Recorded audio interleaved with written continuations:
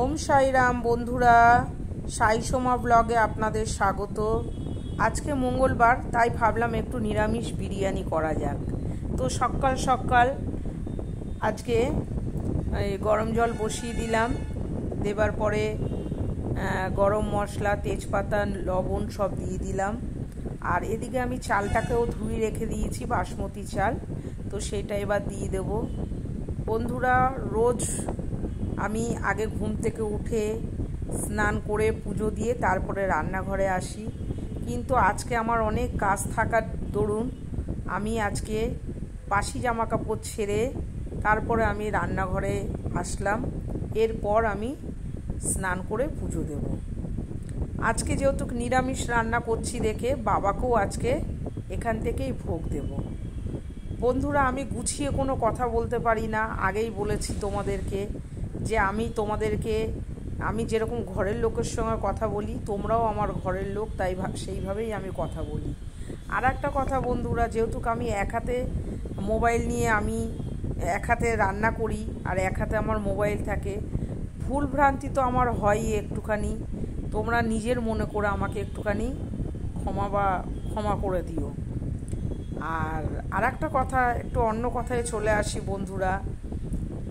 এদিকে তো অগস্ট মাস মনে হচ্ছে আমাদের জীবনের সবারই সবার, শুধু আমার নয়, অগস্ট মাস মনে হচ্ছে একটা ভয়াবহ একটা মাস। কেননা 2023-এ যাদবপুর ইউনিভার্সিটিতে যেই ছেলেটি মারা যান, তোমরা সবাই জানো। ঠিক 2024 অগস্ট মাসে আবার ডক্টর মৌমিতা দেবনাথও সেমভাবেই চলে গেলেন। তো অগস্ট মাস মনে হচ্ছে না আমাদের জীবনে একটা ভয়াবহ একটা মাস।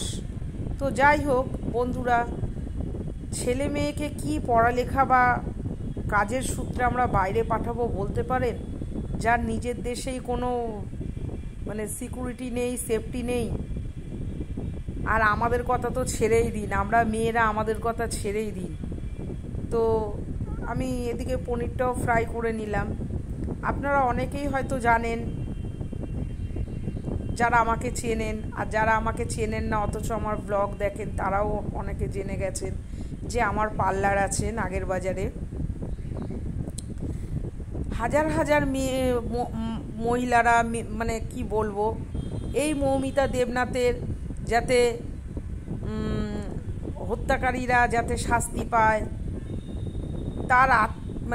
তার আত্মার শান্তির কামনার জন্য, সুবিচারের জন্য, যে এত এত লোক যে মহিলারা সব জমায়েত হচ্ছে, আদৌ কি এই সুবিচার পাবে? আদৌ কি হবে? একটা কিন্তু রয়ে যাচ্ছে, জানি না। তো যাই হোক, এদিকে আমি সয়াবিনটা, দই, যেহেতু কম তেল দিয়েছি, দই, আদা, টমেটো, কাঁচা লঙ্কা পেস্ট দিয়ে, একটু লঙ্কার গুঁড়ো দিয়েছি, দিয়ে ভালো করে এখানে নাড়াচাড়া করে কষিয়ে নিচ্ছি। এবার মেন চলে আসি বিরিয়ানিটাকে সাজানোর জন্য।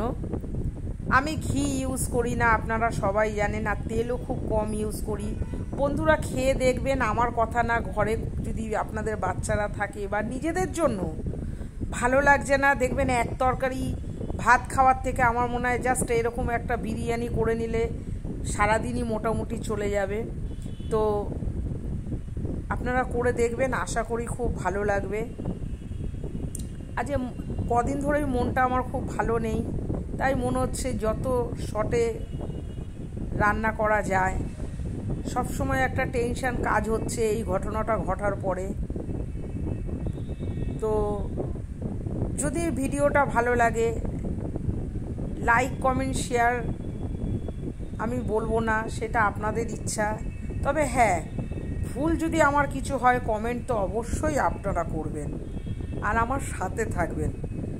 আগে খুব গুছিয়ে করতাম বন্ধুরা, চারিদিকে আটা দিয়ে যাতে বাষ্পটা না বেরিয়ে যায়, কিন্তু এখন আর ওইসব করি না। এখন শিলনোড়া চাপা দিয়ে দিই। এতে কি হয়, ঝট করে হয়েও যায়। আজকে যেরকম যে নিরামিষ করেছি দেখে মনে হলো আজকে গোপু সোনাকে এবং সাই বাবাকে এখান থেকেই ভোগটা দেব। তো আমার রান্না বসিয়ে এবার আমি স্নান টান করা হয়ে গেল আমার। এই যে গোপুর সোনা আর বাবার জন্য আমি ভোগ এই যে বাড়ছি। এরপর আমার বাবাকেও দেখবেন। সাই বাবা জানেন তো সত্যিই কথা বলে। তবে জানেন সাই বাবা যখন কিছু হতো না, পেঁয়াজ দিয়ে রুটি খেতেন, বা বাবার ভোগে এখনও বাবাকে পেঁয়াজ দেওয়া হয়, কিন্তু আমরা ছোটোবেলার থেকে মেনে এসছি তো ওই জন্য পেঁয়াজটা এখনও ঠিক দিই না। এই দেখুন আমার বাবা, চারিদিকে আমার বাড়িতে আসলে দেখবেন শুধু গোপু সোনা আর বাবাকে। তো ভিডিওটা ভালো লাগলে আমার সাথে থাকবেন, আপনারাও সুস্থ থাকবেন, শান্তিতে থাকবেন। ওম সাইরাম।